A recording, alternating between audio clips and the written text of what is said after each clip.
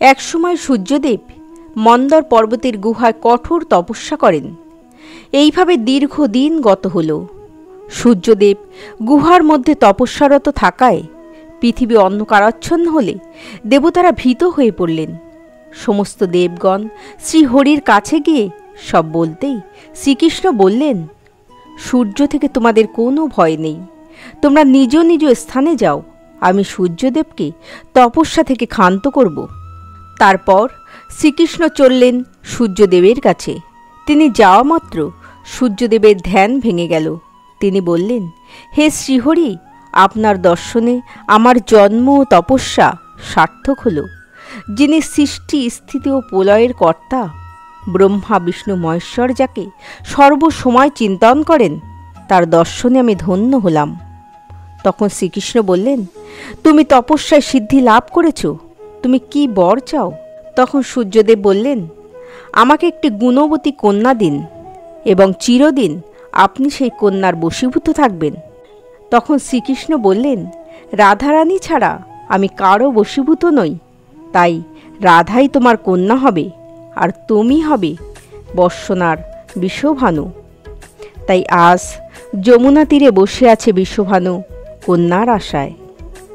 গগন থেকে আজি কোন সে ভানু নামে, মর্ত মাঝে যমুনা তীরে ভাসে নয়ন নীরে। গগন থেকে আজি কোন সে ভানু নামে, মর্ত মাঝে যমুনা তীরে ভাসে নয়ন নীরে। এমনি করে যায় বহুক্ষণ মাস বৎসর, এমন সময় যমুনা তটে হয় কি চমৎকার। জল ভরা চোখ মেলল যখন হঠাৎ ভাবে বিস্ময়, যমুনা তটে এমন কমল আনলো কে হেথায়। জল ভরা চোখ মেলল যখন হঠাৎ ভাবে বিস্ময়, যমুনা তটে এমন কমল আনলো কে হেথায়। রক্ত কমল মাঝে ভানুর চোখের জলের মরণ, আনন্দ অশ্রু ভরে গেল কমলটিকে দেখে। কোমল পদ্ম মাঝে কোমল সে নন্দিনী, বুকের মাঝে তখনই নেয় বৃষভানু নন্দিনী। কোমল পদ্ম মাঝে কোমল সে নন্দিনী, বুকের মাঝে তখনই নেন বৃষভানু নন্দিনী। পদ্ম গহ্বরে যেমন সর্বসুখ বিরাজে, আজি যেন তেমন খুশি ভানু নন্দিনী সাক্ষাতে। পদ্ম গহ্বরে যেমন সর্বসুখ বিরাজে, আজি যেন তেমন খুশি ভানু নন্দিনী সাক্ষাতে। রাজা বিশ্বভানু কন্যাটিকে বুকে নিয়ে ভবনে গেলেন, কিন্তু তারপর নির্মল স্নিগ্ধ আলোয় ভরল চতুর্দিক। যমুনা নদী যেন আনন্দে বিহ্বল। পদ্ম হতে আলোর ছটা যখন ছড়ালো চতুর্দিক, আকাশ থেকে পুষ্পবৃষ্টি করেন দেবলোক। বর্ষনাতে হলো আজি প্রেমের বরিশন, প্রেম বরিশন আনিল আজি ভানুর নন্দিনী। প্রেমের সুবাস ছড়িয়ে পড়ে চতুর্দিক, তবুও রাধা নয়ন না মেলে অনেক দুঃখে। এত সুখের মাঝেও যখন নারদ রাধার দুঃখ দেখে, সহিতে না পেরে আসেন কীর্তিকার গৃহে। সকল দুঃখ দূরে যাবে, প্রেমে ভাসবে সবাই। বর্ষনার প্রেমের বর্ষণে উৎসব কেন নাই? উৎসব করো, আনন্দ করো, আমন্ত্রণ করো আপন জনে, তবেই বাঞ্ছা পূর্ণ হবে পূর্বে রাধার মন। নারদের কথায় তারা উৎসবের আয়োজন করল। নৃত্য গীত বাজনায় ও আলোর রোশনাই চারিদিক ভরিয়ে দিল। তখন রাধারানী মনে মনে বলছেন, আলো আলো আলো, এত আলো, বন্ধ চোখে এত আলো, লাগে কি ভালো। হাসছে সবাই, গাইছে সবাই, মন যে টুকরে কাঁদে। কখন আসবে প্রাণনাথ, দেখব প্রাণ ভরে। সহে না আর প্রতীক্ষা, 1 বৎসর আছি, আজি মন ব্যাকুল, পারে না সহিতে ব্যথা। আজি মনে হয় ছুটে যাই আমি, সকল বাধা ছিন্ন করে তোমার কাছে আজি। আকুল ইচ্ছে, তবু পারি না যে যেতে।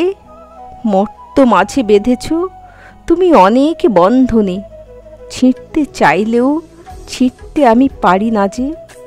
বধূ, আমি তোমার কাছে যাব তবে কেমনে? এইভাবে নীরব হৃদয়ে বিলাপ করতে করতে তিনি বললেন, জন্ম থেকেই বিরহ দিলে মৃত্যু হবে কেমন? তোমার পথ চেয়ে চেয়ে চোখ কি যাবে অন্ধ হয়ে? আজি চোখ বন্ধ তোমায় না পেয়ে, তোমায় হারিয়ে কি যাবে আবার চোখ বন্ধ হয়ে? কাতর হয়ে ডাকছি তোমায়, এখনো আছো দূরে, তখন তবে কেমন করে আসবে মোর কাছে? নয়ন নীরে ভাসব আমরা, তুমি আমি দুজন, জগৎ কি বুঝবে আমাদের প্রেমের এ বন্ধন?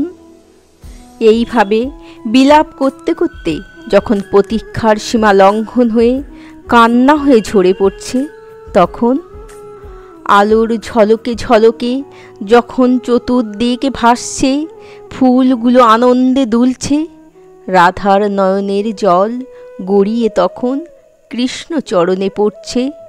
ফোঁটা ফোঁটা বিন্দু বিন্দু জলে চরণ যখন সিক্ত, কৃষ্ণের হৃদয় তখন হলো রাধার জন্যে আত্ম। এতদিন রাধা কৃষ্ণের পথ চেয়েছিল, কিন্তু তার আকুতির এত তীব্রতা ছিল না। কিন্তু সেই চাওয়া যখন কান্না হয়ে বিন্দু বিন্দু ঝরে পড়ল, তখন এক মুহূর্ত কিন্তু শ্রীকৃষ্ণ দেরি করলেন না রাধার কাছে যেতে। মায়ের আঁচল ধরে শিশু ছুটে চলে যায় রাধার কাছে, আকুল নয়নে কৃষ্ণ ফিরে চায়। রাধার হৃদয়ে আনন্দেতে উঠল ভরে তখন, কৃষ্ণ নয়ন মিলল তখন রাধার নয়নেতে। সবার অলক্ষ্যে নয়নে নয়ন মিলিত হলো যখন, বর্ষনাতে প্রেমের বৃষ্টি নামল ঠিক তখন।